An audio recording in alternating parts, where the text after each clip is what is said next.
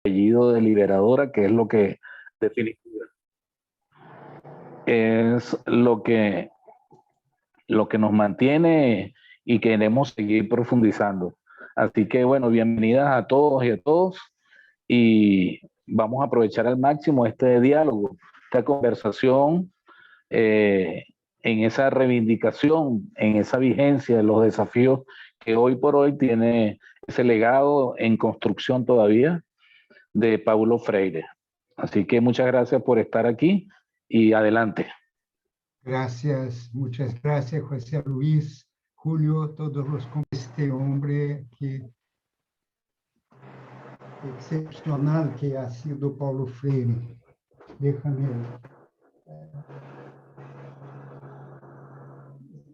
Ok. Quisiera hacer una introducción con los temas principales que han sido trabajados por él y dar más tiempo a mi experiencia en el campo de educación popular, usando sus mismos caminos metodológicos, ¿no? Hay gente que chama de modelo de Paulo Freire. Não há modelo, não? Método Paulo Freire não é método, é uma metodologia, é uma filosofia, é uma epistemologia, não é um método. Pode inspirar métodos, e aí está uma clave para entender a distinção entre metodologia e método. Metodologia como sendo todo o conjunto de objetivos e procedimentos, investigação, planificação,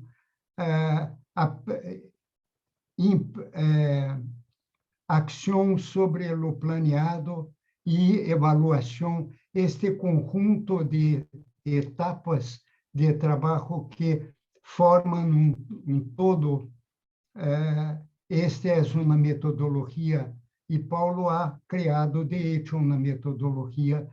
A gente se impressiona quanto ha sido perseguido Paulo Freire e quanto ha sido endemoniado sua metodologia educativa.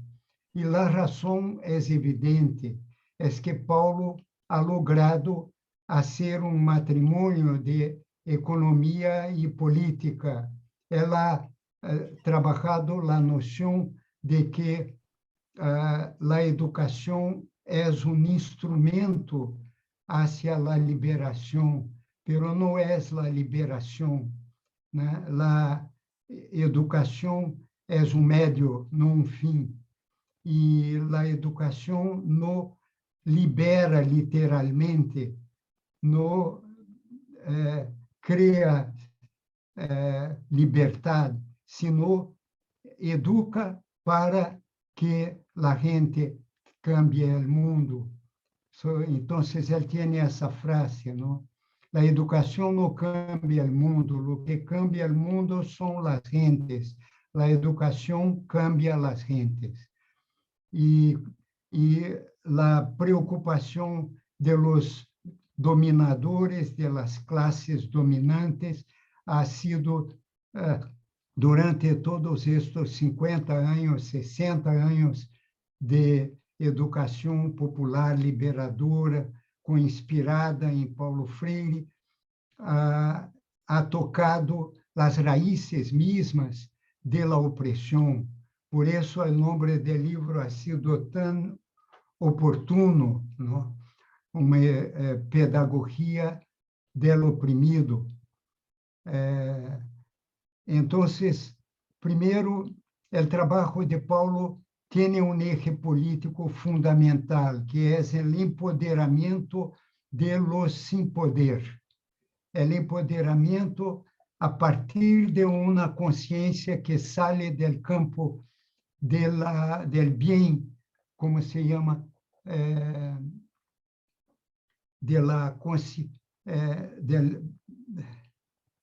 me olvida la expresión de Gramsci para hablar de la conciencia crítica después que uno supera la conciencia ingenua, ¿no? Entonces, desarrollo de la conciencia crítica para que la persona, la comunidad, las masas, el pueblo ganen poder para volverse sujetos de su propia vida, existência, desarrollo de seus potenciais.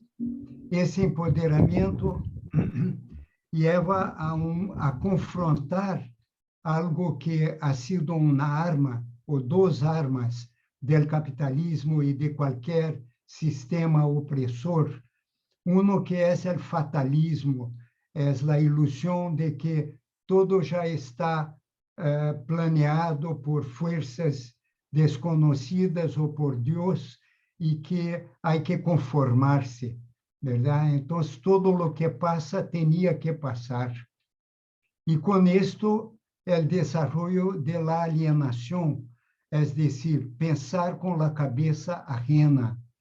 E estas han sido armas culturais de la dominação.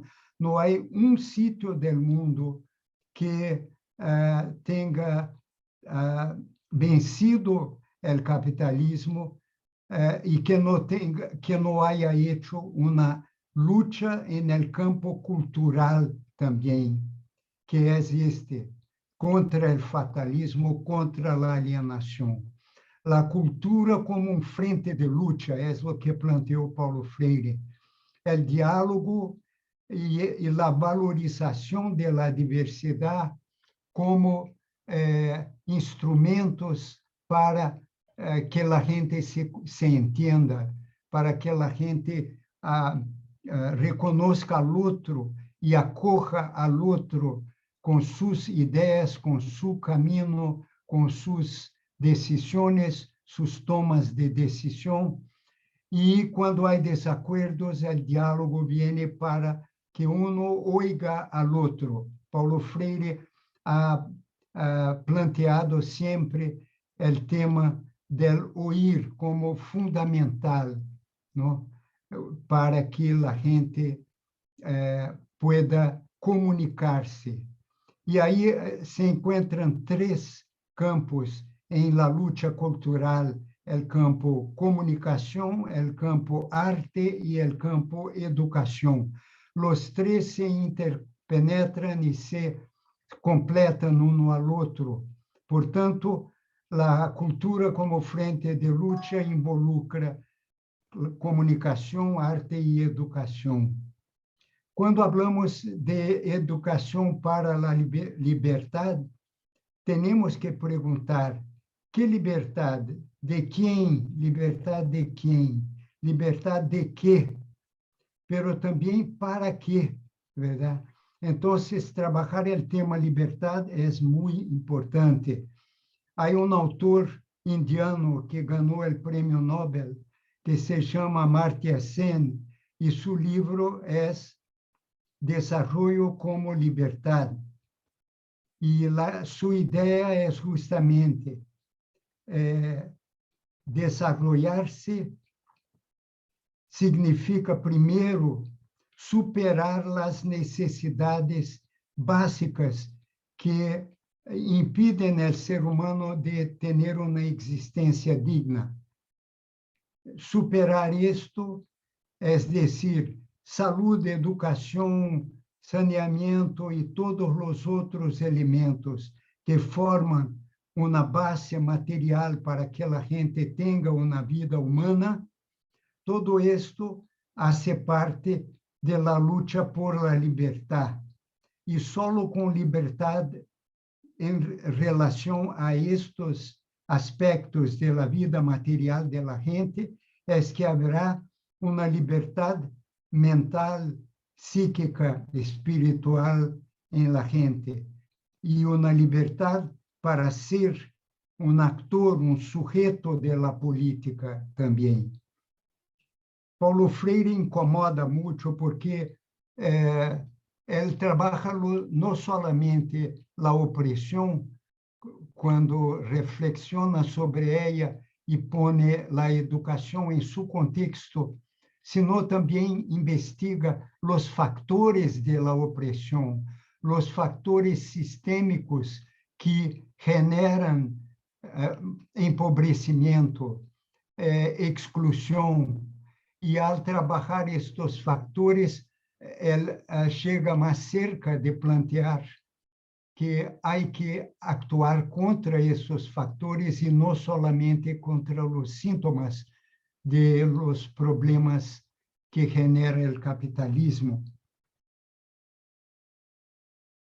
E ele também habla em esperança, verdade? E há que perguntar, esperança em quê, verdade? E a resposta que traz sua metodologia educativa, eu creio que é profundamente revolucionário, porque ela habla del empoderamento de las personas, comunidades e pueblo para volver-se sujeto de sua própria história. Por isto, eu creio que ele ha admirado tanto a autor que é líder em la luta de liberação nacional de Guiné-Bissau e Cabo Verde, Amílcar Cabral. Nós outros, e aqui entra momento em como conheci a Paulo e como he trabalhado com ele durante 4 anos.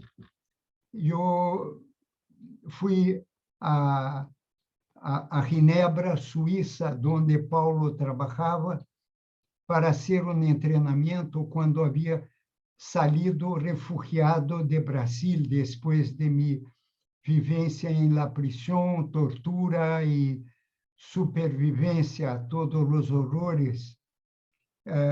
E então, em Ginebra, lo reencontrei, porque já lo conhecia desde o noroeste de Brasil, quando ele estava começando sua prática em uma pequena cidade do Rio Grande do Norte, chamada Angicos, e retomando a relação com ele anos depois, de 63, quando o vi por primeira vez, e o reencontrei em 72, de hecho, 10 anos depois, me quedei muito feliz de estar neste curso com Paulo e com outras companheiras e companheiros, e a partir disso comecei na colaboração com o IDAC, Instituto de Ação Cultural, que Paulo havia criado junto com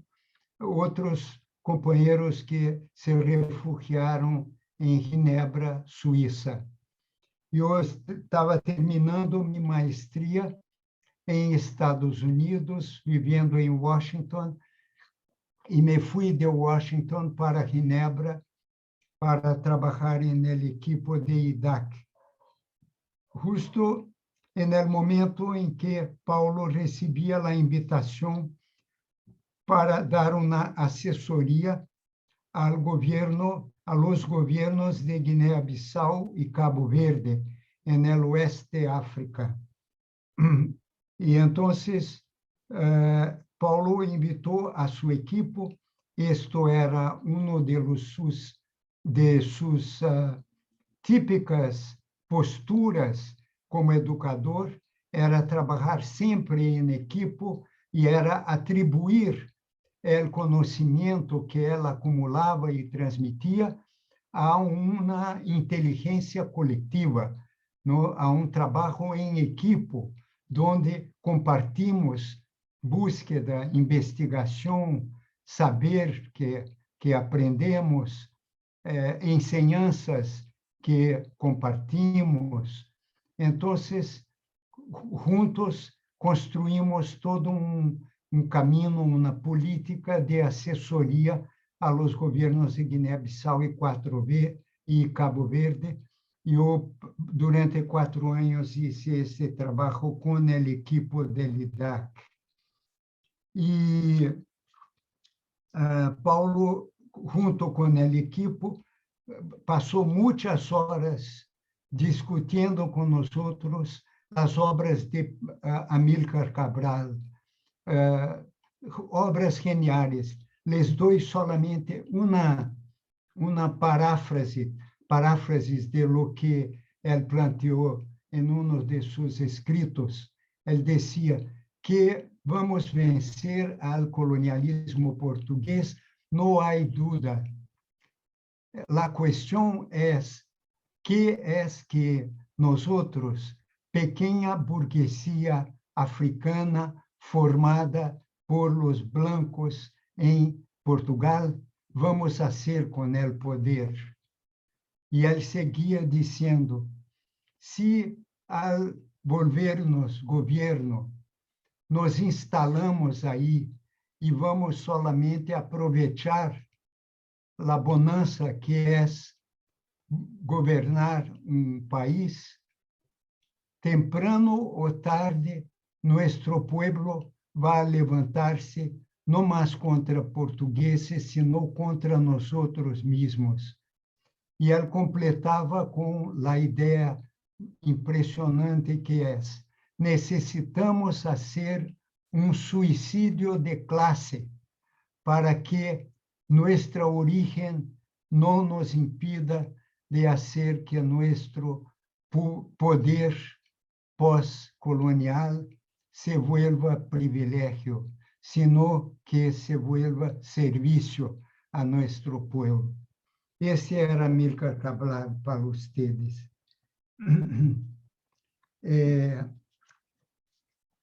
Então, trabalhamos muito os textos de Amílcar e estudamos um pouco da história de África e, sobretudo, de África Ocidental. Eu trabalho em Guiné-Bissau e eu busco sempre um eje que caracteriza um trabalho para que se vuelva mais claro que tratamos de buscar. E o eje em Guiné-Bissau ha sido ou foi a conexão entre educação e trabalho.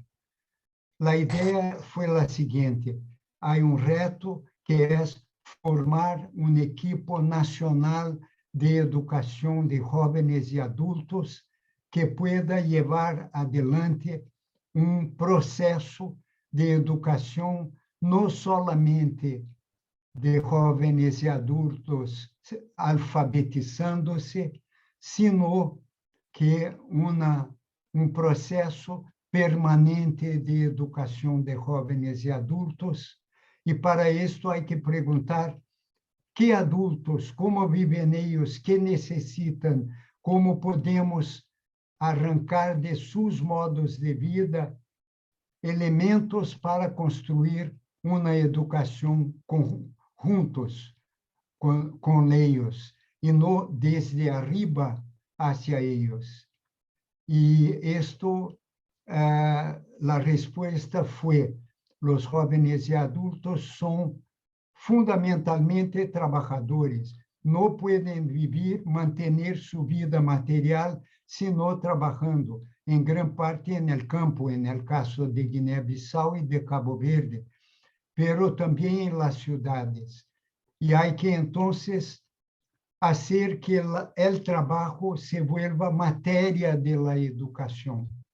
Que, em vez de, em Bissau, a capital, elaborar as ideias e os materiais educativos para levar ao interior e a los analfabetos, o que vamos é investigar com eles e com elas qual é a constelação de elementos que formam seu trabalho e aí, ao interior disto, descobrir as palavras que podem servir para alfabetizar e que têm um sentido vital para a gente.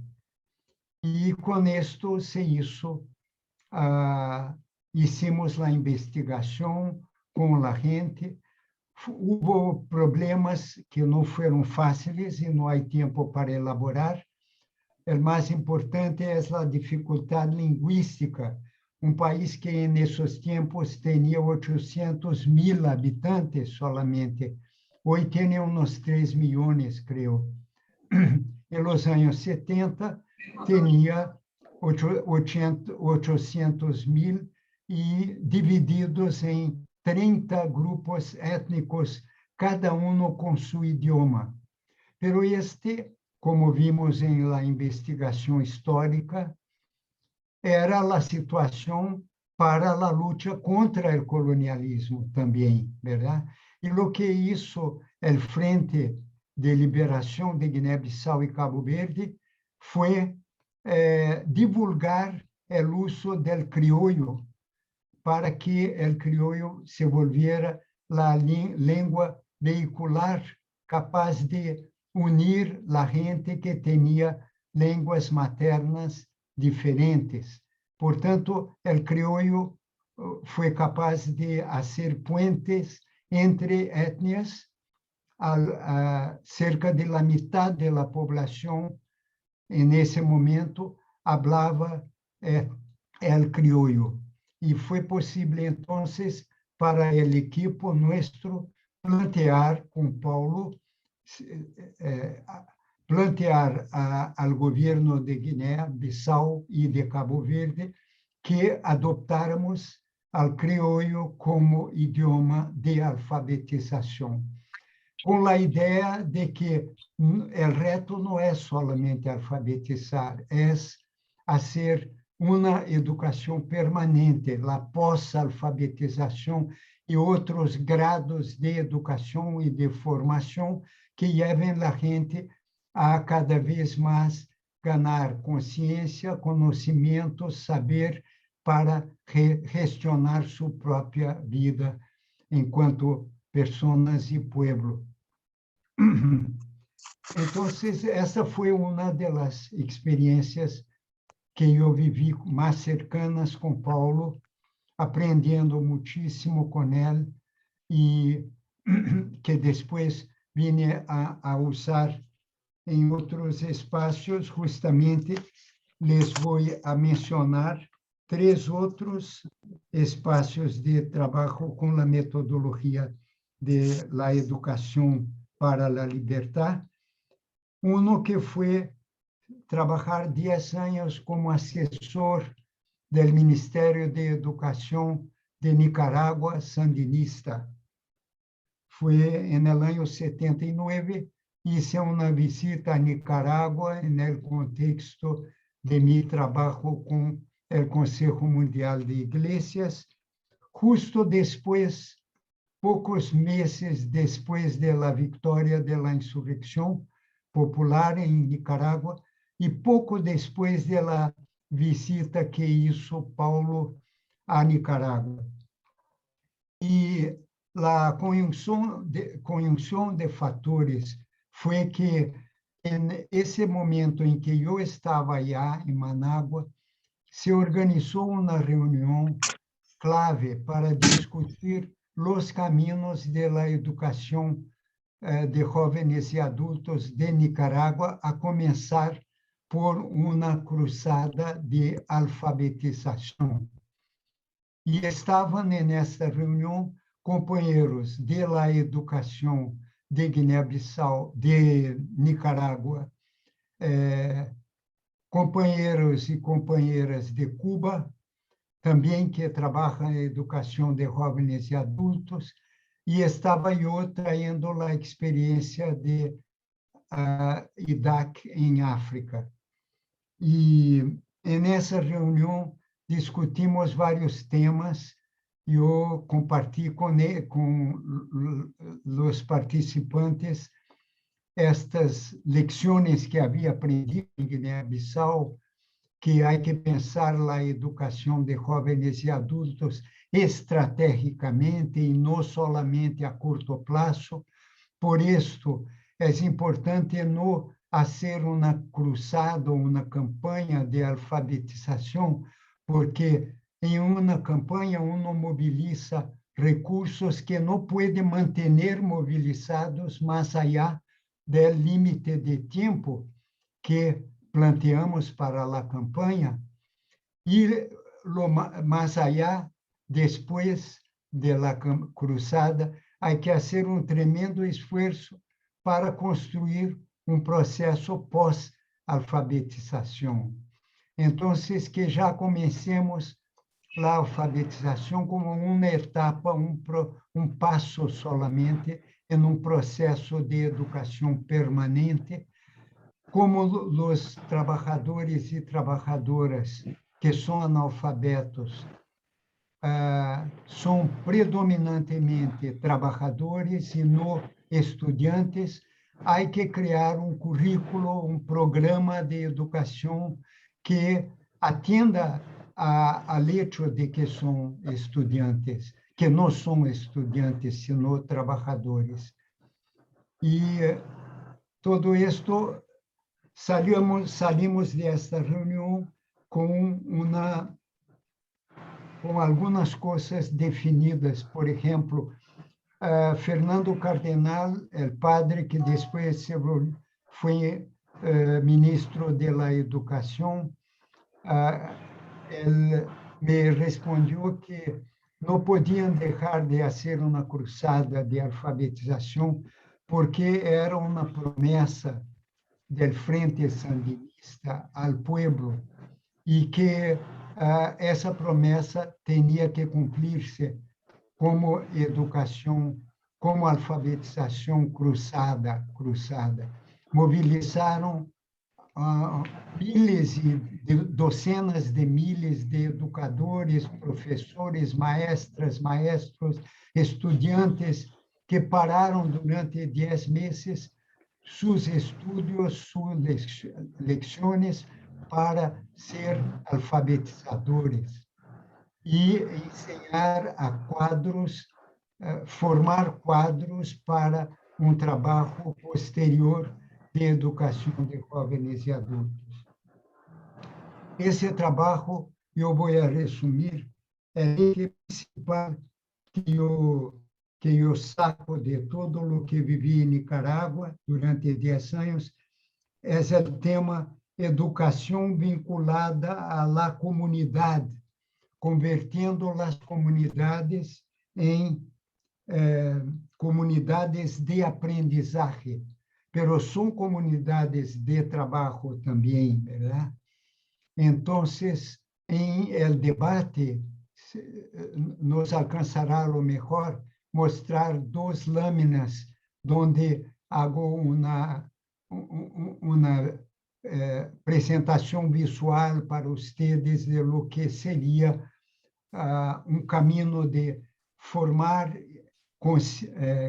comunidades conscientes, intencionales, que se vuelven sujetos de su propio desarrollo y de su propia educación.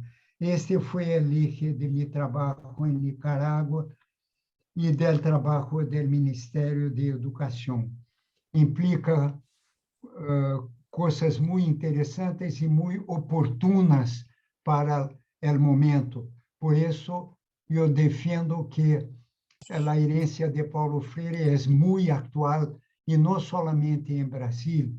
No es por acaso que todo el mundo está festejando, celebrando los 100 años de Paulo Freire, de su nacimiento. Es que en todo el mundo él tiene un impacto, él ha dejado una herencia libertadora, literalmente, revolucionaria, ciertamente. Y 2 otros, y ahí termino, voy a mencionar solamente 2 otros campos de práctica de educación para la liberación que tuve.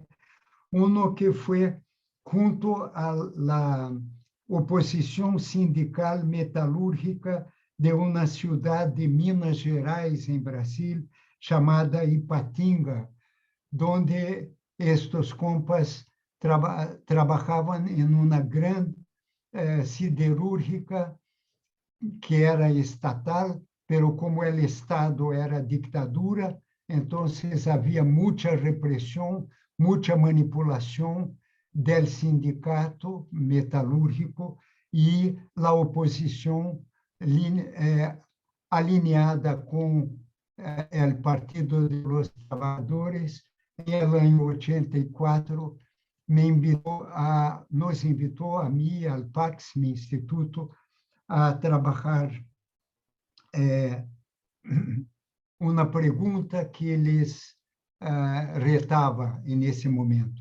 Devemos ou não devemos trabalhar e preparar uma lista de oposição sindical para concorrer em las eleições sindicais de 85, sabendo que, se perdemos, vão echar-nos e vão tomar muitos anos os compas que se quedem para reorganizar a oposição sindical nesta empresa.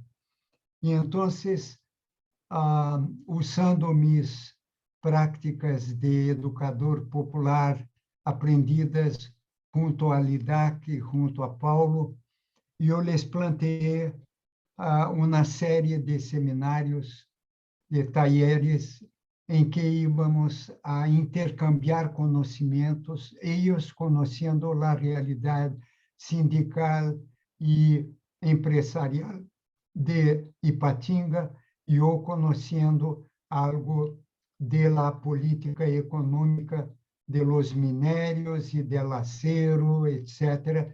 Juntar estes conhecimentos para buscar uma resposta a sua pergunta. Hicimos isso durante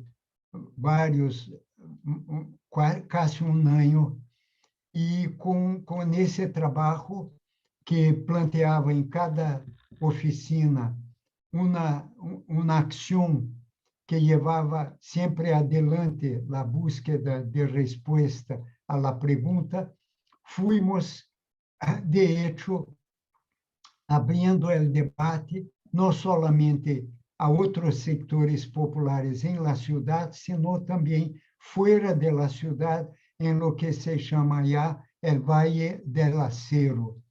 E o resultado foi que, al final de las oficinas, companheiro disse: nos parece que estamos listos para responder a nossa pergunta. Eu dije: que beleza, me alegra, e este é o momento de irme.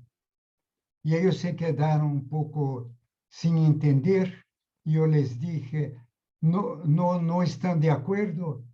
No, claro que no queremos que quedes, has participado de todas as oficinas, nos has ajudado a chegar a esta resposta, como vas a irte?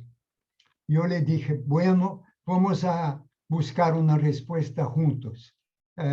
Aqui uma coluna na pizarra de por que devo quedar-me e participar da decisão. E a outra coluna, por que devo ir-me? Quais são os argumentos de vocês?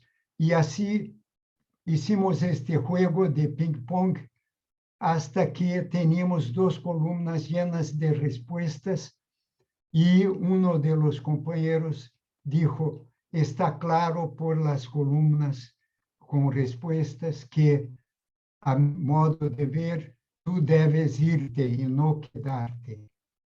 Y la gente dijo: explica tu razón. Y él dijo: ¿por qué Marcos no va a poder asumir la responsabilidad de la respuesta que vamos a dar a la pregunta? Si él se quedara acá y viviera acá, sí, tendría que participar, pero él se va y somos nosotros los que vamos a poner en práctica lo que decidamos. Entonces, cabe a nosotros asumir esa responsabilidad. Y ahí se desplegó la concepción de cuál es el trabajo, cuál es la misión del educador. El educador no es el que toma todas las iniciativas y las toma todas el poder de dar respuestas, sino de estimular a que os educandos e educandas cheguem à sua própria resposta e puedan assumir a responsabilidade que implicam essas respostas.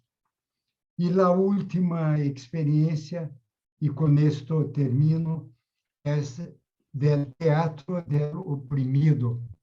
O teatro do oprimido é caminho teatral criado por grande companheiro artista genial chamado Augusto Boal, brasileiro, que começou haciendo o que ele conhecia, o teatro convencional, em que eles chegavam a sítio, aunque com uma motivação popular. Chegavam a bairro, por exemplo, ou a uma aldeia campesina e faziam teatro aí, no, traíam uma peça lista e apresentavam. E houve hecho muito curioso. Uma destas aldeias campesinas, depois do teatro apresentado por el grupo de Augusto Boal, vino a ele companheiro e disse: hermano, estou feliz de lo que planteas a nosotros. Vamos a juntar ustedes com nosotros e vamos enfrentar com armas a los que nos oprimen, que são os grandes terratenientes, etc. E ele disse: não foi para isto que venimos, nós somos solo artistas de teatro. E ele disse: não, pero não se preocupe, temos armas, umas poucas, pero suficientes para defender-nos. Podemos compartilhar com tu grupo estas armas e aí poderás participar da luta. E foi lío para ele explicar que eles veniam solamente com o teatro e não para quedar-se e fazer a luta armada de los campesinos.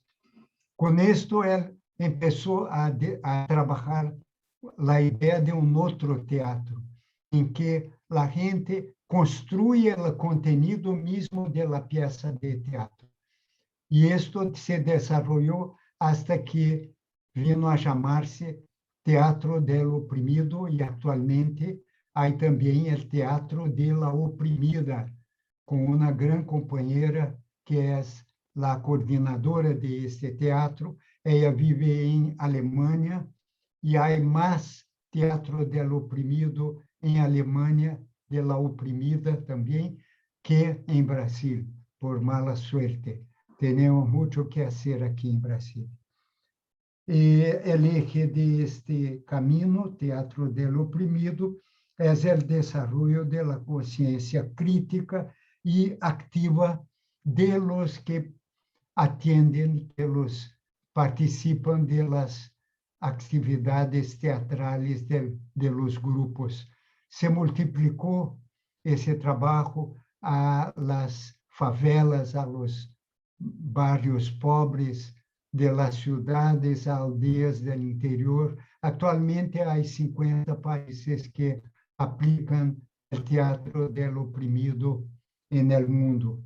E eu tive a suerte de poder fazer o teatro del oprimido em colégio, uma universidade aí no norte de Estados Unidos, onde vive minha companheira e onde pude ter várias secções junto à escola de teatro de la faculdade de Seattle. Então, termino com uma menção muito breve, que é educar em latim, que é a língua de origem desse término. Há 2 ou 3 diferentes traduções do término educar, e um deles me parece muito oportuno. Ex ducere, no sentido de sacar de uno hacia afuera sus potenciales, desarrollar, desenvolver em português. sacar del involucro, sacar del sobre los potenciales que traemos y juntas, crear un camino que va más allá de lo que yo era hasta que comencé a desarrollarme. Entonces, el tema educación hacia el desarrollo tiene todo el sentido. Y yo soy crítico del término desarrollo como es usado para oprimir. El desarrollo capitalista es opresión, es entrenarnos como monos a imitar a los, entre comillas, desarrollados, cuando de hecho ellos tienen no más una cosa desarrollada, la tecnología. Y eso no basta para ser un pueblo. Necesitamos el desarrollo humano y social. El desarrollo solo técnico no lleva a la liberación, al revés. Con esto yo menciono entonces el trabajo que hago con economía del amor. Es una economía basada en el trabajo voluntario, donde uno da su tiempo, sus conocimientos, su energía y su saber a otros sin esperar nada de vuelta. Y seguramente recibe de vuelta.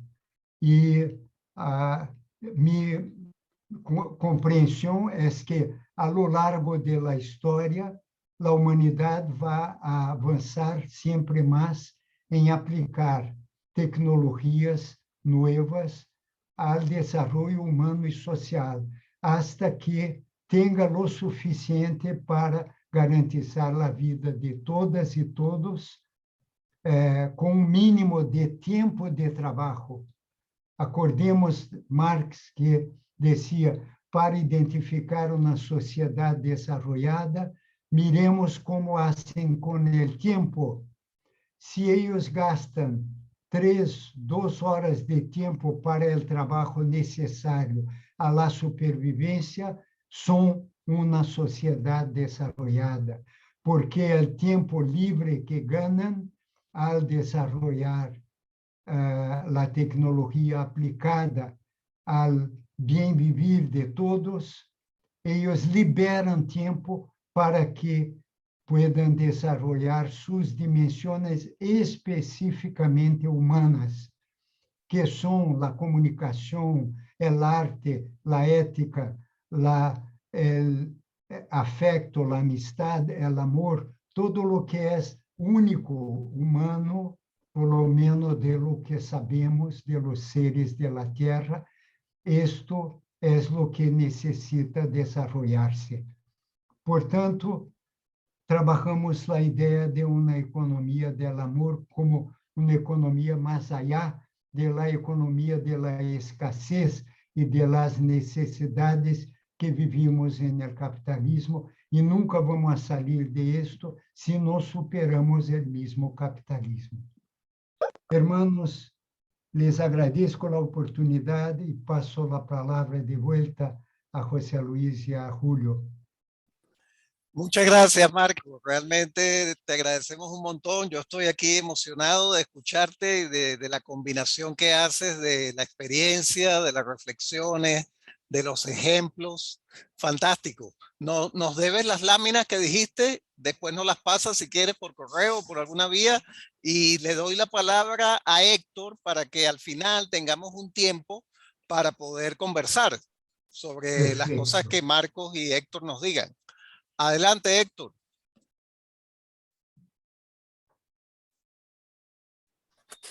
Buenas tardes a todos y a todas.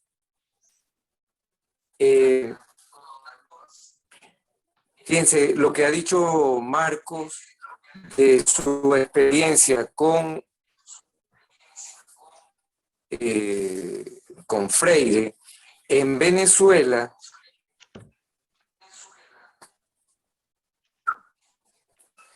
En Venezuela tuvo un impacto que lo podemos decir con este libro. Fíjense, yo tengo aquí Pedagogía del Oprimido, en una edición colombiana por supuesto viejita, de la editorial América Latina, porque este libro, al igual que otros, como el mismo de, digamos, además de Pedagogía del Oprimido, por ejemplo, Galeano, cuando en los años 70, vamos a decir 1970, al igual que salía Pedagogía del Oprimido en español, salía también Las Venas Abiertas de América Latina. Y salía en unos medios más cerrados, como el caso de la Iglesia Católica y de la Iglesia Evangélica, unos aportes desde Uruguay con un instituto que se llamaba el ISAL, Iglesia y Sociedad para América Latina, y una gente alrededor de Gustavo Gutiérrez, que sistematiza todo en un libro que se llama, que por eso es que se conoce Teología de la Liberación. Esas fuerzas, digamos, populares ligadas a movimientos juveniles, cristianos, movimientos populares, se impregnaron con lo que llamaríamos la educación popular, o sea, entendiéndola como un proceso, digamos, donde el núcleo de quienes tuvimos contacto con educación popular en esos términos es el que ha dicho Marco. O sea, al final lo que buscamos es ser sujetos y sujetas de nuestra propia liberación. O sea, eso rompe con lo que todos los años 60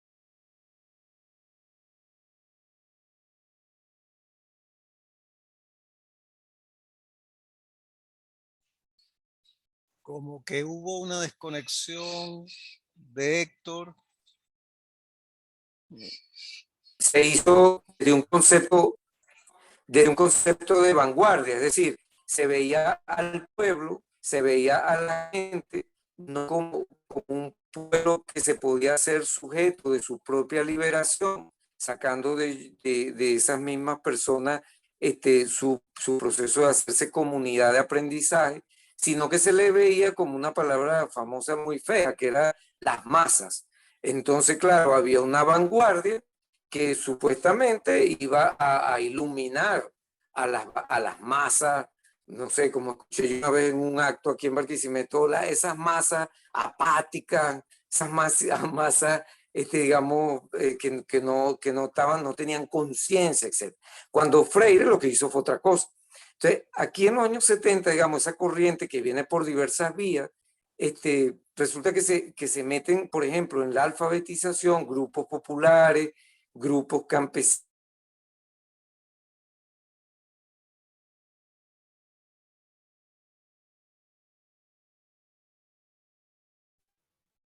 grupos populares, grupos campesinos, grupos campesinos.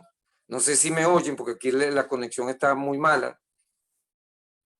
Pero entonces, digamos lo que... Se ha interrumpido alguna vez, pero te escuchamos, Héctor.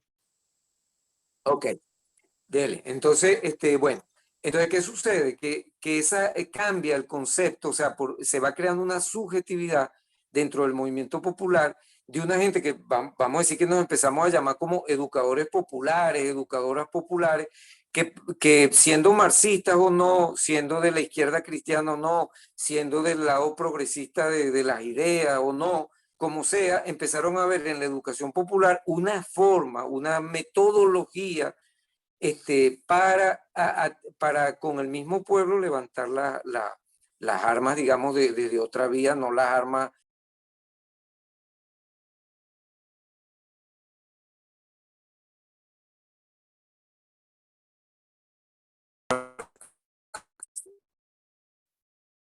en 1970, para hacer esa misma comparación.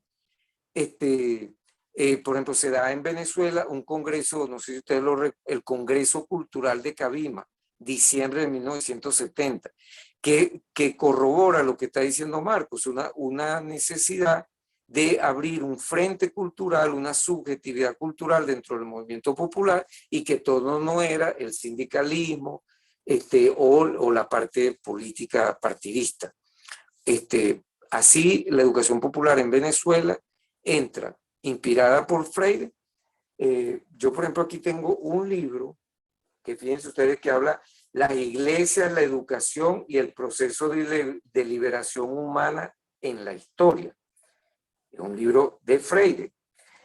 Así fue que nosotros conocimos a Freire, así fue que conocimos nosotros, por ejemplo, a Enrique Dussel, que ahora está muy de moda con esto de la descolonización, de la decolonial, etc. Pero que para nosotros era otro momento, era la conformación de una subjetividad cultural dentro del movimiento popular. Yo te puedo decir, Marco, que en la ciudad donde yo vivo, en Barquisimeto, artistas y gente que militaba en procesos, digamos, populares, fueron al Congreso Cultural de Cabima y cuando vinieron, conformaron el Congreso fue en diciembre de 1970 y para mediados de 1971 había grupos de teatro que unidos a los grupos de artistas plásticos, ¿verdad?, conformaron una primera confederación que se llamó, en el caso de Barquisimeto, se llamó Unión Cultural de Teatro de los Barrios, que fue gente que hacía teatro, pero que se fue al barrio para hacer teatro colectivo y empezaron obras colectivas, empezaron los actos culturales, los grupos con apoyo, digamos, de otras organizaciones empezaron a tener sedes en los propios barrios. En los propios barrios, entonces empezaron a alfabetizar personas.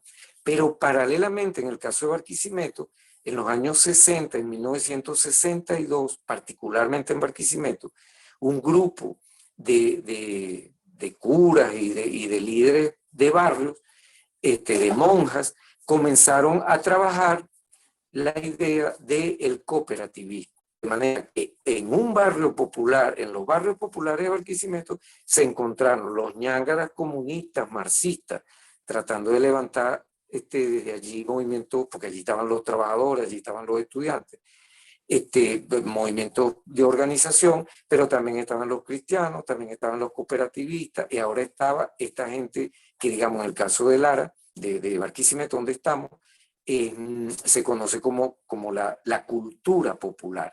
Incluso empezaron a haber consignas, o sea, los grupos de teatro dejaron de ser grupos de teatro y se conformaron como grupos culturales, o sea, donde se podía alfabetizar, donde se podía hacer trabajo de base, donde se podía trabajar también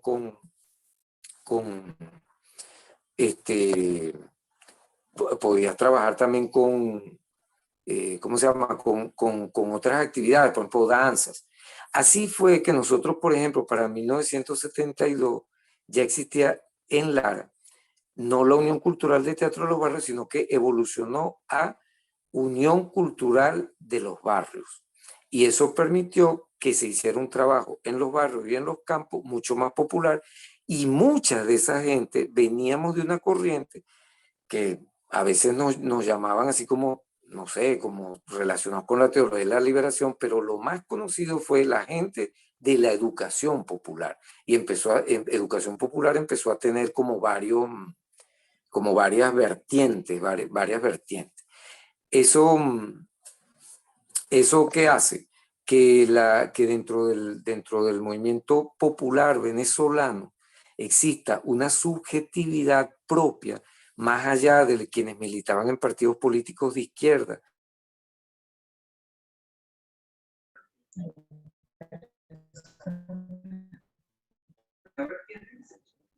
¿Qué te puedo decir?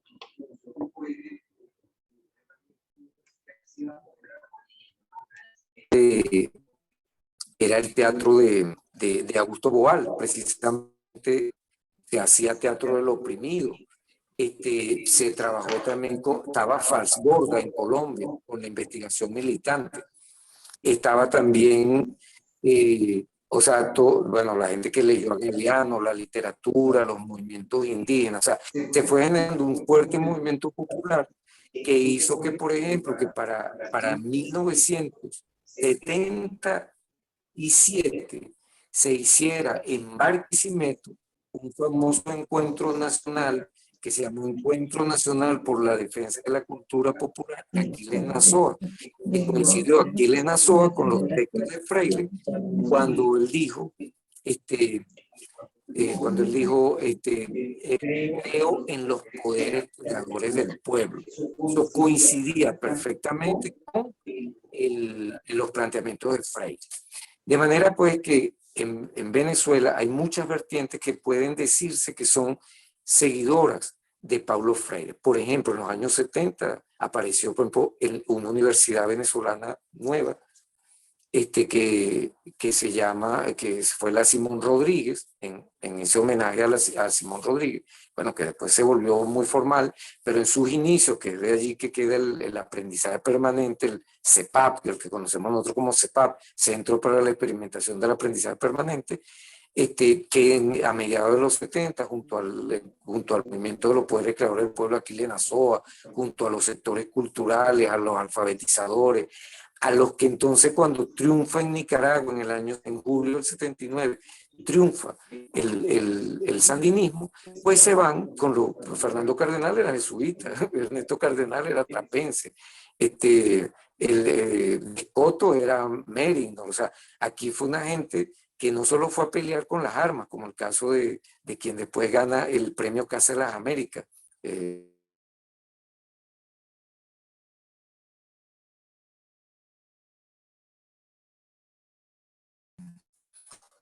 allá en Nicaragua, sino que también fue una brigada de alfabetizadores y alfabetizadoras, y que toda esa gente en los años 80, con el, digamos, la flexibilización que tuvo el concepto de educación popular, otras cosas, entre muchos elementos que conocemos y que mucha gente ahora se dice de educación popular, pero que quizás, yo lo que quiero, termino con esto, es rescatar que eso es educación popular mientras que tenga el adjetivo liberadora. O sea, educación popular, hay muchos movimientos que se dicen de educación popular y se dicen de educación popular porque, bueno, no sé, trabajan en los barrios o trabajan en los campos, pero no son educación popular liberadora. O sea, yo te estoy hablando, yo por ejemplo participé a finales de los años 70, siendo yo un chamo, conformando Teatro del Oprimido, con un grupo de teatro campesino en Monte Carmelo, donde para los actos culturales salíamos con obras colectivas de creación colectiva, pero que también participaba, por ejemplo, estaba comenzandito el Caimán de Sanare, el poeta Lupe, y bueno, hacíamos actos culturales donde era la propia acción popular, pues, incluso las consignas que sean, no solo era esto sí es cultura, cultura popular, sino que contra la cultura de los ricos, cultura de los pobres, contra la cultura, digamos, académica y alienante, entonces cultura popular insurgente. O sea, era toda una corriente, pero que en realidad, cuando íbamos a las chiquitas, lo que andábamos buscando era ver cómo hacíamos para que la gente se hiciera sujeta de su propia liberación, para poder vivir la libertad, no no digamos este rentismo de ser borrego, digamos lo que diga otro, de ser una masa para ver qué le dice la vanguardia iluminada, sino procesos horizontales donde el diálogo, como dice Marco, donde el diálogo es la fuente, digamos, que da toda esa riqueza, donde la esperanza, la libertad pasan hacia valor y que ahorita la vigencia, yo coincido plenamente, la vigencia, la educación popular liberadora es el legado de Paulo Freire. O sea, todo lo que estamos celebrando 100 años de Paulo Freire es porque sabemos exactamente quién es Paulo Freire para el asunto de hacer una revolución, de hacer unos procesos transformadores en la gente, pero donde ellas mismas sean sujetos de su propia liberación, bailando el ritmo que les toca, a su propio son, pues haciéndonos la música todos y todas. Bueno, hasta aquí dejo mi intervención.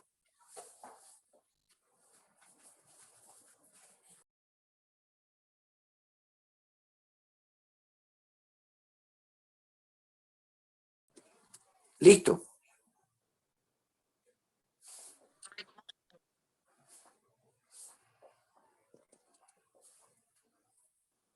Estoy listo. Pero no se te escucha, Julio. Ah, perdón. Bueno, gracias a Héctor.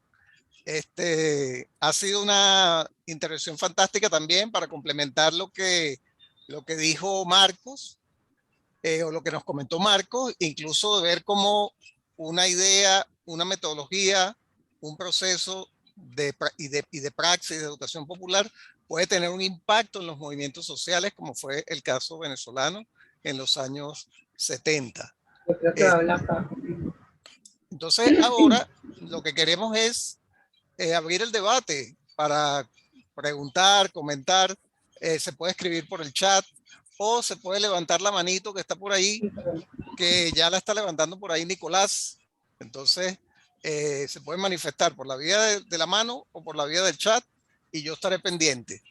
Entonces, adelante, Nicolás. Muy buenas tardes a todas y todos. Gracias por la oportunidad de participar en este evento muy importante, ¿no? Los 100 años de nacimiento de Freire. Saludo, Marcos, un abrazo grande. Tenía mucho que no te oía.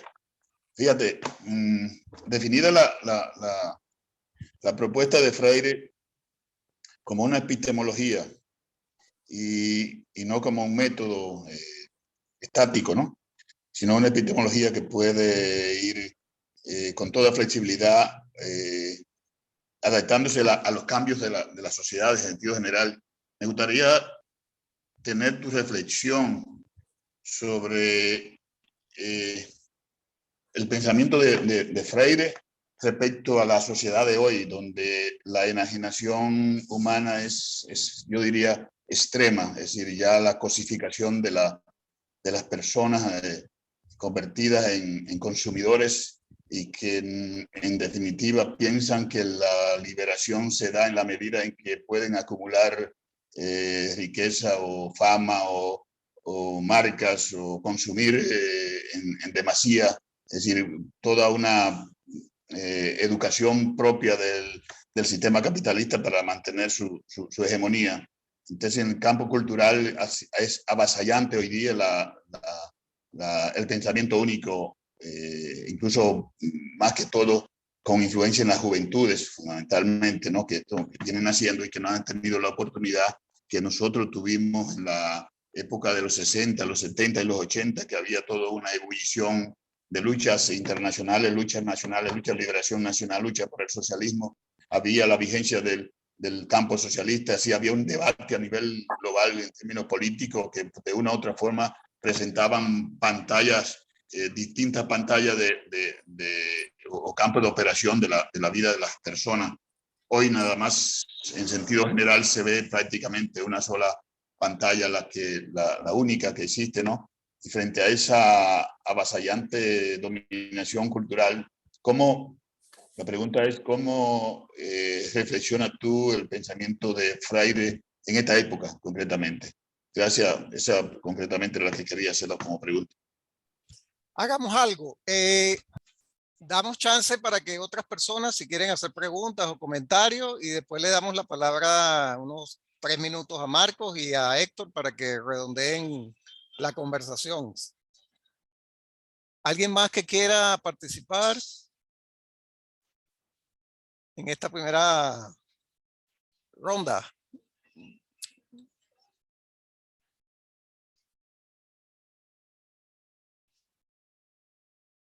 Eduardo. Adelante, Eduardo. Hola, ¿qué tal? Un saludo desde México. Interesante y muy ilustradora las ponencias y las presentaciones. Mi pregunta va en este sentido: ¿cómo recoger la esencia de la educación popular liberadora en un contexto de COVID y de uso masificante de los medios de comunicación a través de estas vías virtuales, ¿no? Donde pareciera que el uso del tiempo y las actividades simultáneas, pues parece ser que son el referente o el patrón de socialización. Estamos haciendo varias cosas simultáneas, escuchando, escribiendo, aprendiendo, opinando, y mucho de lo que entiendo que rescata esta educación liberadora es el poder y las posibilidades del diálogo, ¿no? Ese diálogo que nos permite estar brindando atención, ¿no? Y hoy vivimos ciertamente en un mundo en donde hay una economía de la atención. Entonces, pues bueno, eso lo pongo ahí en la mesa. Muchas gracias. Gracias, Eduardo. Muchas gracias por tu participación. ¿Alguien más? ¿Alguien más que quiera compartir su reflexión, hacer alguna pregunta?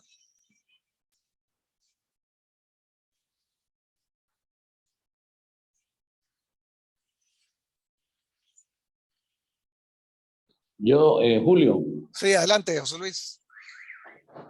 yo quería escuchar también de Marcos y del mismo Héctor, en estos países nuestros de América Latina, donde se ha intentado una línea progresista de gobiernos que han sido atacados y han ido en contra de una corriente muy fuerte internacional y de los centros de poder, también se han desarrollado una serie de contradicciones que Frei Beto las plantea en el plano de que no basta con las conquistas materiales, de casas para la gente, si eso no está acompañado de otra cosa. No sé cómo lo ve Marcos allá en Brasil con todo el proceso con Lula, aquí en Venezuela también con Chávez y así en otros países de América Latina, que nos faltó atender algo allí. No sé qué perspectiva tienes tú, Marco, de eso, de la información que tienes de nuestros países y de eso que aún teniendo avances en sacar a la gente de la pobreza desde el punto de vista material, ¿qué nos ha faltado? ¿Cuáles son los desafíos por allí? Eso es, gracias. Gracias, José Luis. Una más y le damos la palabra a Marcos y a Héctor para que cierren el pequeño conversatorio, debate que hemos tenido, muy sustancioso él, por cierto. Aurora, adelante, Aurora. Gracias, me parece muy interesante este diálogo. Lo que yo quiero preguntar a Marcos y que no llego a entender es cómo con pensadores, filósofos, pedagogos como Freire, la educación pública, al menos en nuestro país, incluso en tiempos del progresismo, no hubo una revolución, al contrario, todos los procesos, los pocos que habían de un nuevo tipo de educación fueron cerrados y se estableció un currículum, digamos, y una metodología educativa, pedagogía entre comillas, digamos, también vertical, jerárquica, alienante y memorista. No hubo ningún cambio en 10 años, digamos, en que podía haberse dado una renovación, realmente una revolución en la educación hacia una educación liberadora. Quisiera oír por qué se da ese fenómeno, ¿no? Con gente tan valiosa que ha aportado tanto a estas pedagogías liberadoras. Gracias. Muy bien, muy bien. Aurora, gracias. Queda entonces Marisol. Y también pide la palabra Alison. Se están animando, muy bien. Adelante, Marisol. Hola, compañeros y compañeras, ¿me escuchan? Sí, se escucha perfectamente. Adelante. Gracias, Marcos. Gracias, querido Héctor, por eso, sobre todo Héctor, remover esos viejos recuerdos de ustedes, que son ya, tú sabes, yo todavía soy muy chamita, pues. Pero qué interesante, o sea, como que esa recuperación histórica, ¿no? Sobre todo de cómo en nuestro país ha permeado el tema de la educación popular. Yo aquí escuchándolo, pues uno viene de una experiencia donde uno participó en formar a jóvenes, primero formarse uno y en ese proceso de formar a otros, seguir en esa formación permanente, que es a partir de la experiencia de la JOC, la Juventud Obrera Católica, que bueno, cuyo método, ver, juzgar, actuar, tiene que ver, pues, es la misma inspiración de la educación popular, ¿no? Yo en esa experiencia por la que uno pasó y sigue pasando, porque uno siempre sigue en un proceso de educación permanente, pero sobre todo en este caso con jóvenes, que fue la experiencia como más sistemática, si se quiere. O sea, el punto de partida siempre fue y ha sido y sigue siendo la realidad, ¿no? La propia vida y situación que vivimos en ese momento los jóvenes trabajadores y ahorita los que son jóvenes, ¿no? Y eso supone e implica unos desafíos, ¿no? Asumir ese método, ¿no? Asumir esa epistemología, como le decía por allí Nicolás, yo coincido plenamente con esa concepción de la educación popular, o sea, no es un método edulcorado fuera de, es una concepción del mundo, es una forma de asumir una postura frente al mundo, ¿no? Y entonces en esa experiencia de hacer el proceso educativo con los muchachos, con las chamas y chamos, y uno en ese momento también era chamo y chama, había, y yo lo recordaba ahorita así con implicaba muchos riesgos, siempre, ¿no? O sea, el riesgo de formar para la libertad. Y mira, uno lo dice así como muy sencillamente, pero a ver, ¿qué implica formar para la libertad, no? ¿Qué implica formar para tener pensamiento propio, criterio propio, idea propia? Desafiarte a pensar, bueno, ¿qué piensas tú? ¿Qué piensas tú? O sea, no es repetir lo del otro, no, tú qué piensas frente a lo que está pasando, frente a la situación que vives. Entonces, ese desafío permanente que en este caso la educación popular siempre nos retó, ¿no?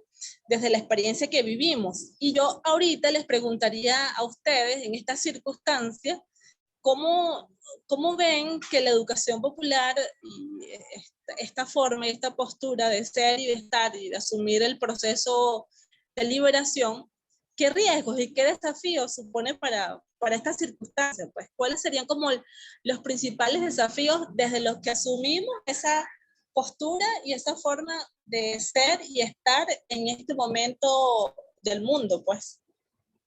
Eso por allí, querido Marco. Gracias, y Marisol. Héctor. La pregunta. Gracias, Marisol. Tenemos a dos personas más. Alison García, bienvenida a La Vida, Alison. Adelante. Buenas tardes, compañeros. Un gran abrazo para todos y todas. Excelente el espacio de encuentro, muy necesario. Quería hacer una reflexión desde la experiencia de, vamos a decir, un paso al frente que dio, en este caso en Venezuela, el profesor Jesús Rivero, cuando asumiendo ese enfoque de la educación para la liberación ya cobran raíz, no se continúan en el tiempo, ¿no? Desde la experiencia de la educación para la libertad y para el asumir el poder en cuanto Estado comunal, obrero y campesino, estudiantil, vamos a decir, ese elemento de que él sea el mismo actor, el mismo que está sumergido o inmerso, ya sea en el proceso productivo o en la realidad comunal, tome conciencia y tome la acción de planificar el hecho educativo, pero no solamente un hecho educativo para tener un conjunto de credenciales desde el punto de vista burocrático para competir en un mercado laboral, sino el reconocimiento de los saberes populares y las formas cotidianas como se resuelven los problemas. Y a su vez de reconocerlo, valorar que si bien es cierto, hay otros sujetos que llaman ciencia a determinados conocimientos sistematizados, nosotros como pueblo, en la solución cotidiana de los poderes, de los problemas, desde el poder encender fuego en unas condiciones ancestrales, ya no con el gas y la cocina, desde poder administrar un conjunto de plantas para aliviar la salud, todos esos esos conocimientos que nosotros como pueblo tenemos en el tiempo y que aplicamos para resolver los problemas.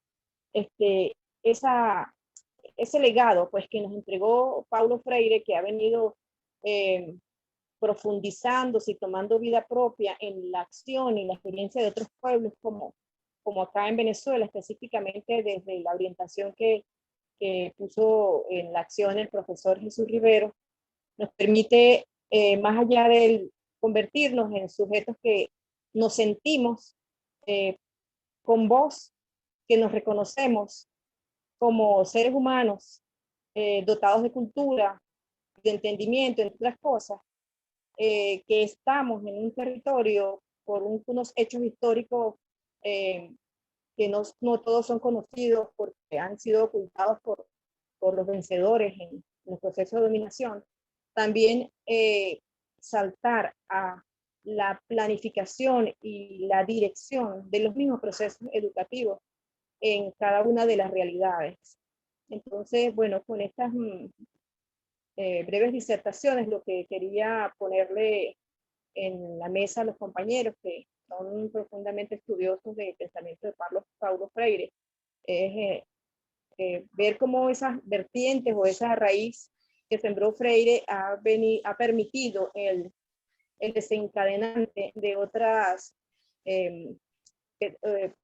vamos a decir, dinamizaciones pedagógicas en los pueblos, y que en el caso de Venezuela está siendo un elemento clave junto a los pensamientos de nuestros pedagogos como Simón Rodríguez y específicamente acá con Jesús Rivero.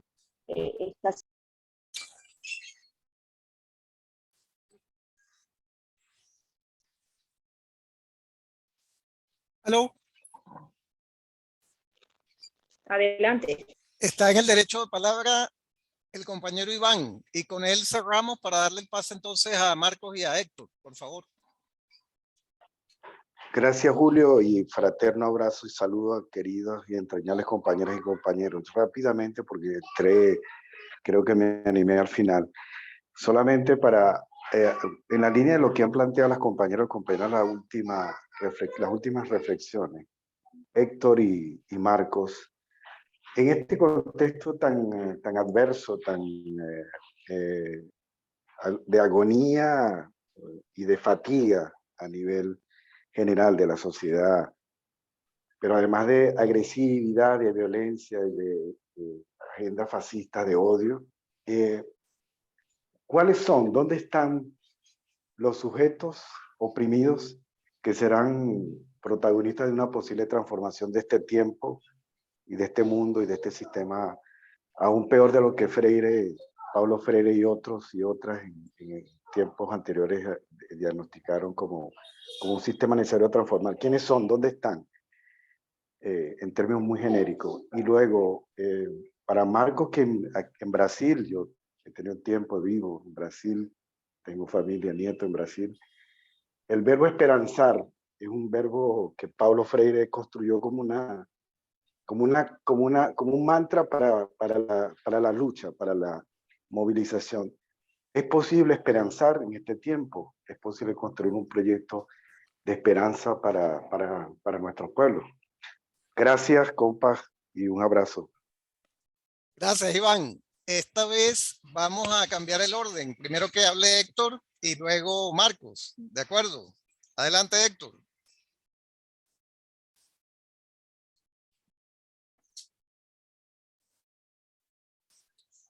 Héctor, si estás por ahí. Sí. Adelante. Ya. Yo diría que con las preguntas y los aportes que han dado los compañeros y las compañeras, se reafirma que el núcleo de la educación popular planteada por Paulo Freire como epistemología, como metodología, no como modelo, como praxis y tal, es la liberación, pero una liberación vista como que los sujetos y las sujetas se hacen, son precisamente eso, o sea, el pueblo o quien digamos que sea sujeto, se hace sujeto de su propia liberación, o sea, lo asume y con ello trabaja. Ahora, ¿qué significa eso? Para responderle, por ejemplo, a la compañera Aurora. O sea, ¿qué significa? Que eso no, o sea, que la educación no es la que va a liberar. Lo que va a liberar es la gente. Como dijo Marco, la educación libera, forma es a la gente, lo cambia. Pero son procesos en los que no hay problema. O sea, tú no sabes cuándo va a reventar la cosa. O sea, cuando un hombre, por ejemplo, una mujer tuvo callada y asume, o sea, después de 30 años, por ejemplo, una mujer de opresión por parte de su compañero, bueno, se libera, pues, o sea, y cuando se libera, o sea, hay que ver cuando las fuerzas de esas potencialidades se liberan. O sea, todos tenemos experiencia de lo que es eso. O sea, nosotros aquí vimos como un pueblo totalmente alienado durante los años 60, 70, 80, por ejemplo, en el caso de Venezuela, que fue el imperialismo penetrando, pero bello.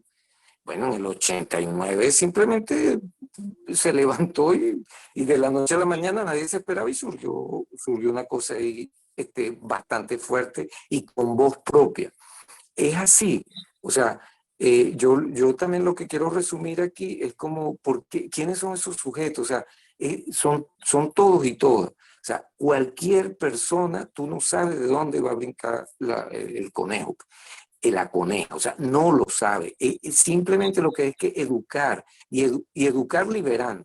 Yo tengo una expresión de mi papá cuando la educación domina.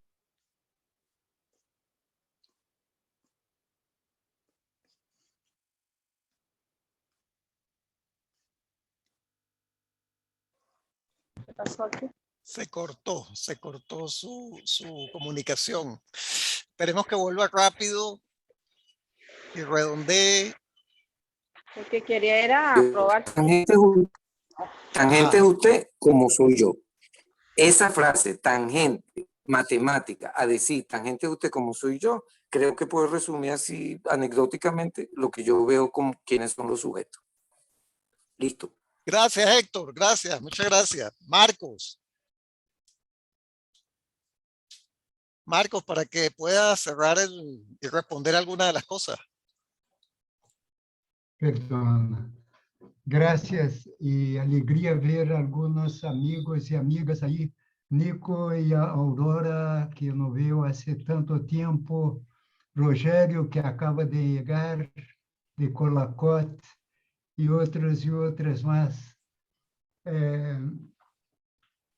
Bueno, son un gran reto lo que plantean ustedes. Gracias por estas preguntas. Primero, lo de Nico, la sociedad de hoy, riqueza material como gran valor y todo lo demás, pensamiento único que de alguna manera ha sido victorioso, tiene influencia en la juventud, manipula la educación. De hecho, eso se combina con otros de ustedes que también dijeron algo semejante o como contexto del reto de una educación para la liberación. Eu confesso a ustedes que, desde minha visão do mundo atual, eu tenho pouca esperança de que a humanidade logre superar o precipício, o abismo que está enfrentando atualmente. Os poderosos não estão listos para fazer este cambio. E se não abandonam os combustíveis fósseis, se não abandonam os vários fatores, principalmente a ideologia do crescimento ilimitado econômico, se não abandonam todo isto, a tendência é o desastre mais grande. E o desastre vendria, neste caso, a partir do clima. É a ameaça mais grande nesse momento e está conectada com muitas outras ameaças. A segunda, junto com a do clima, é a água. A água é o risco de perder acesso à água potável gran cantidad de miles de millones de seres humanos y en los ecosistemas otras formas de vida igualmente. Hay un gran riesgo de que esto pase.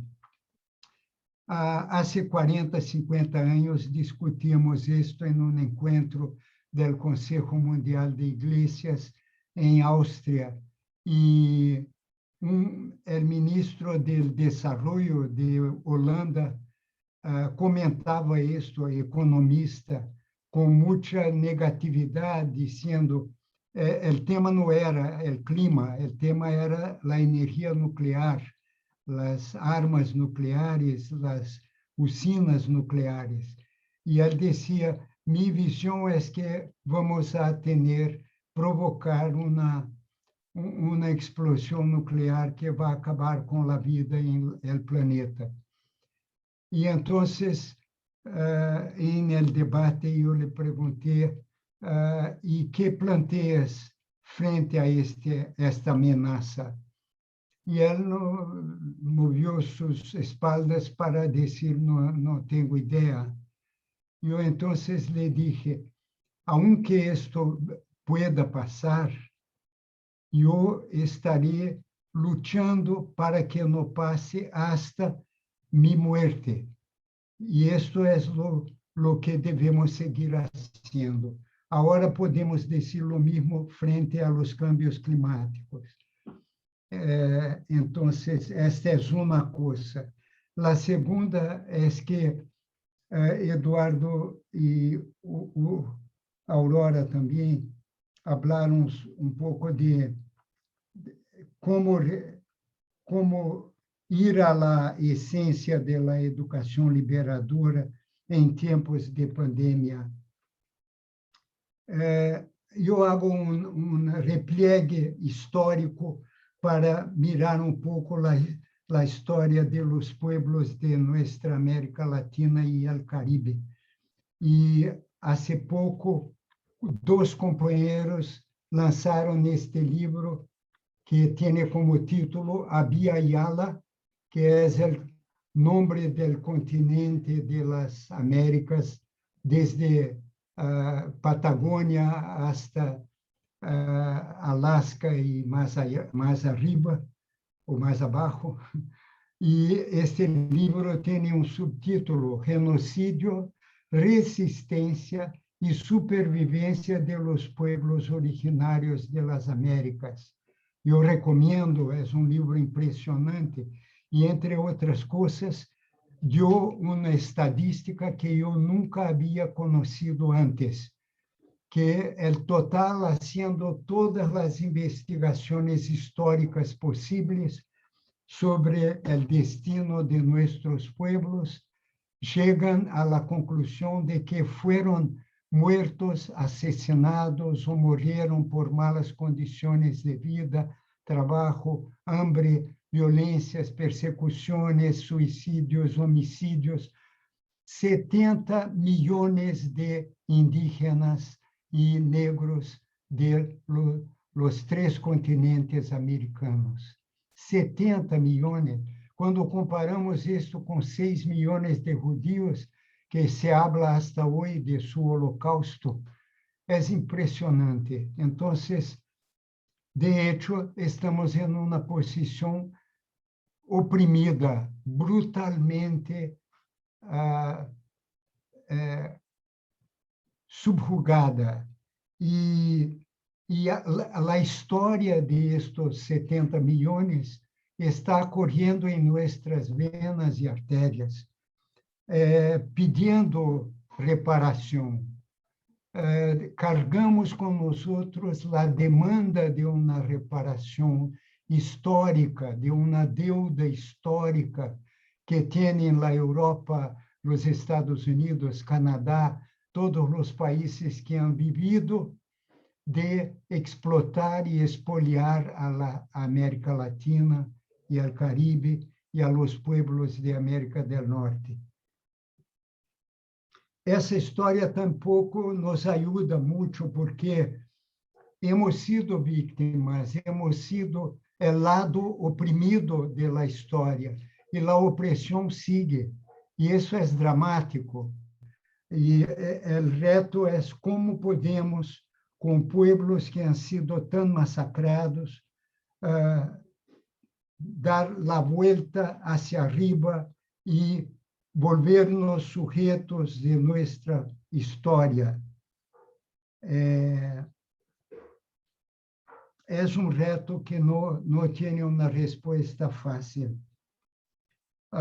Uma de mis respostas é que a pandemia nos traz uma lição dolorosa, pero muito forte, muito eloquente.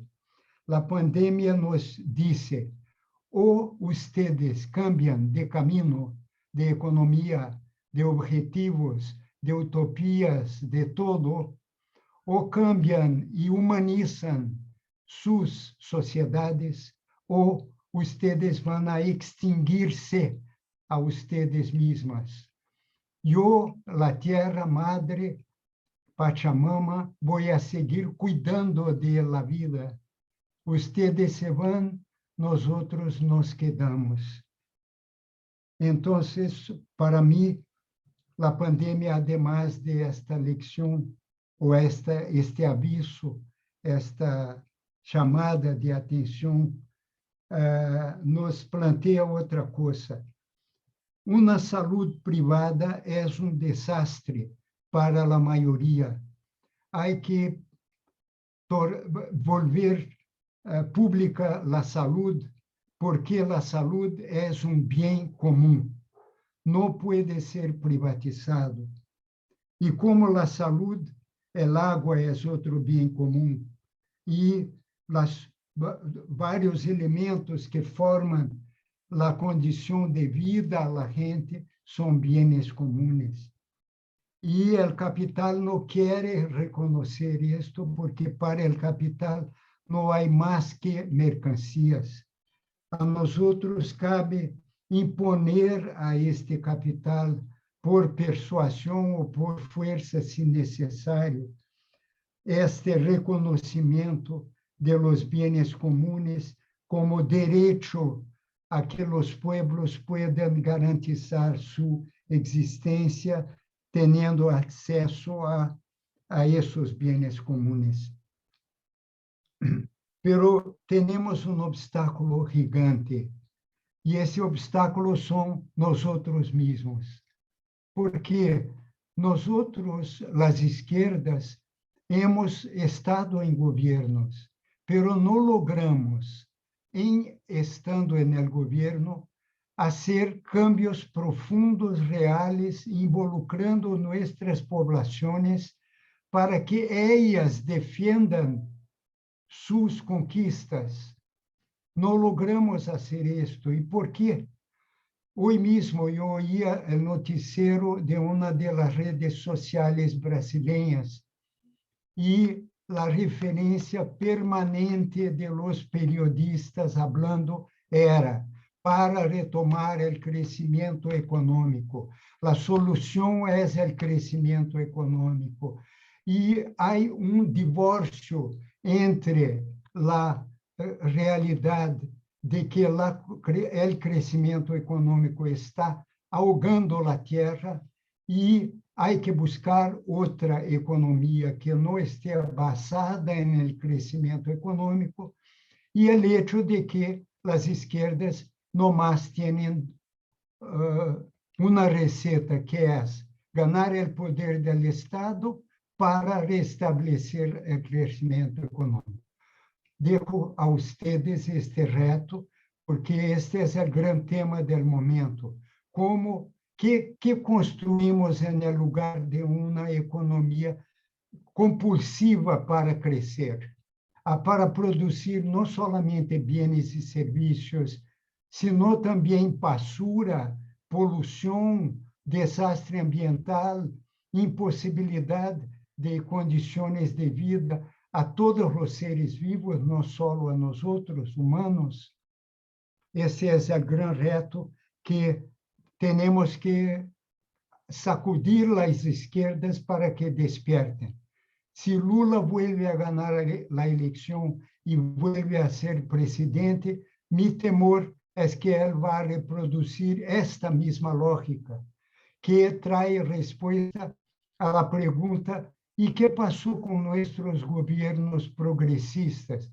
La respuesta: no tenían un proyecto de otra economía, no eran socialistas democráticos, no fueron capaces de empolgar a sus pueblos con una visión creativa, imaginativa de una otra economía a servicio de la vida, de lo humano y del buen vivir.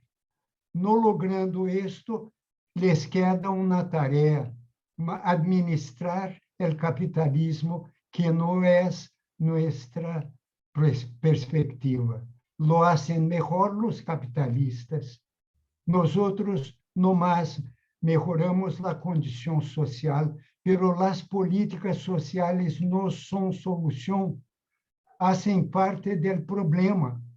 Las políticas sociales vienen llenar el agujero de una economía que no es a servicio de la vida ni del buen vivir. Entonces vienen las políticas sociales para compensar el desastre de la economía del capital. Todo esto son grandes retos que la visión de una educación hacia la liberación nos retan en ese momento. Hay más, pero yo creo que hablé mucho ya. Entonces, les pregunto si quieren que yo muestre este último, una lámina. Sí, sí. Adelante, adelante, Sí, muéstrala y con tiempo. eso ya vamos resumiendo, sí, sí. Ok, me permiten entonces compartir mi pantalla, a ver si ustedes miran. Sí. Ok. ¿Ya pueden ver? Falta poco, falta poco. Ah. Ahora sí. Ok, La veo. ahí es. Dígame, José Luis. Sí, la vemos, la vemos, la vemos. La ven, ok. Perfecto, se ve bien. Ya conocen, se ve bien, Marcos. La mandala de la socioeconomía solidaria, con los varios elementos. Yo les mando esto para que puedan compartir y mirar con atención y detalle. Pero la lámina que quiero compartir es la siguiente, y nos ubiquemos entonces en mi charla sobre Nicaragua, cuando hablé de las comunidades de aprendizaje, comunidades intencionales que pasaron durante algunos años, cuando Fernando era el ministro de Educación, Fernando Cardenal, pasaron a ser la referencia para construir una educación para la liberación en Nicaragua, conectada con la economía, con la búsqueda de crear condiciones de vida dignas para todo el pueblo de Nicaragua. Y es esta transparencia que ahí está. Es la mandala del desarrollo integral. En el centro ustedes tienen el sujeto autogestionario, que es la comunidad de trabajadoras y trabajadores. Este es el tomador de decisiones. Este es el objeto primero de la educación popular hacia la liberación, porque son la comunidad y sus liderazgos naturales los que van a llevar a una nueva economía. La economía de la gente, de los pueblos, pasa en el nivel local, territorial, primero. Todo lo que es la gran economía de las grandes empresas, de la gran tecnología, de los grandes desastres, todo esto es la economía del capital. Si limitamos nuestra lucha a ganar el Estado y hacer bajar desde el Estado las soluciones para el pueblo, ya perdimos la batalla, la lucha, perdimos. Son las comunidades en conjunto las que tienen que volverse sujeto de su liberación y de su economía. Esto es democracia. El proyecto de educación como nueva epistemología involucra la democracia como el gran instrumento de generar participación activa de la gente, comunidades autogestionarias y gente que piensa y actúa con su propia cabeza, corazón y manos. Miren entonces que el trabajo de investigar la realidad, como planteaba Paulo, de una comunidad, este es solamente un ejemplo, el diálogo con una asamblea social popular, buscando entender cuáles son los temas importantes en la vida de ustedes, comunidad, vienen todas estas estos campos de desarrollo que hacen parte de la vida de esta comunidad. Entonces, nosotros, asesores, ayudamos a tomar cada una de estas partes de la pizza de la mandala y decomponerla, economía, energía, agua. ¿Cuáles son las condiciones aquí en ese territorio, con esta comunidad, en términos ambientales, energéticos, de agua, soberanía alimentar y cada uno de estos campos, incluso el uso del tiempo, ¿verdad? Son varios de estos campos los que componen los indicadores socioeconómicos del Bután, ahí en los Himalayas, donde ellos buscan construir economías que son identificadas por 9 diferentes indicadores que no se quedan en el PIB, sino que van desde las condiciones materiales de vida, pasando por cada una de ellas y entrando en las otras condiciones, como estas, el desarrollo psíquico y espiritual de la gente, el uso del tiempo, la vitalidad comunitaria, la salud de cada persona, familia y comunidad. En el caso nuestro, de nuestra comunidad, la educación de nuestra comunidad. Algunos otros países dan ejemplos fantásticos. Cuba es uno que tiene excelentes respuestas en esta perspectiva, pero hay mucho más que hacer. Venezuela, cuando visité Barquisimeto y Carona, encontré municipalidades que hacían consejo de presupuesto participativo, con participación de las asambleas sociales en la base territorial de la región. Y esta autogestión incluía las finanzas, donde la gente creaba un banco local territorial y ahí comenzaba a recibir apoyo del Estado, por un lado, y también a orar en estos bancos. No sé si siguen actualmente, pero cuando me presentaron estas iniciativas, yo me encanté. Entonces, para esto, al final, ven ustedes el nombre: ecología, democracia, autogestión, autonomía, solidariedad, planificación participativa, todo esto junto formando un proyecto de desarrollo integral empezado a nivel local, territorial y construyéndose hasta el nivel nacional y más allá aún. Termino aquí, hermanos, y gracias por su atención. No, gracias a ti, Marcos. Muchas gracias de nuevo por darnos tu tiempo y tu conocimiento, sabiduría, experiencia. Ha sido fantástica la jornada. La gente se animó también a participar.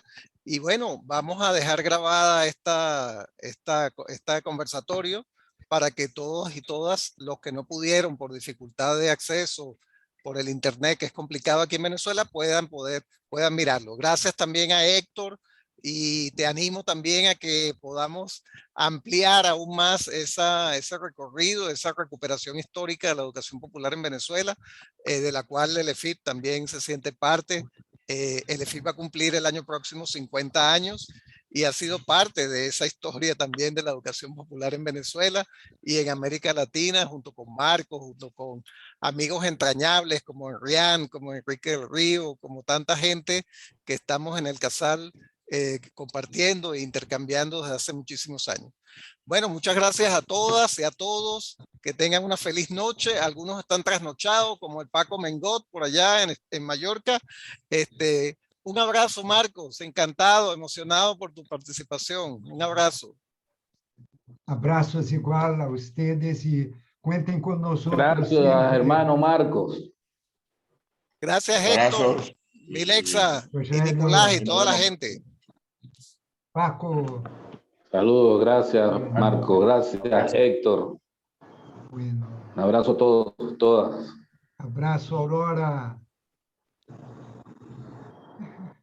Gracias, Marco. Gusto de verte. Siempre es esperanzador escucharte.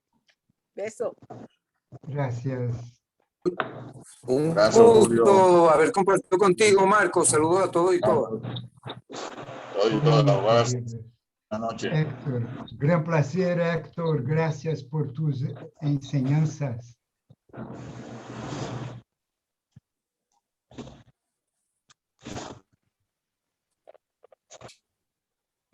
Rogerio, ¿qué tal? ¿Cómo andas?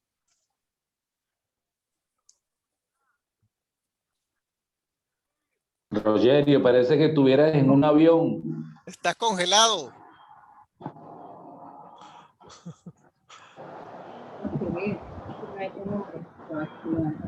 Chat arriba.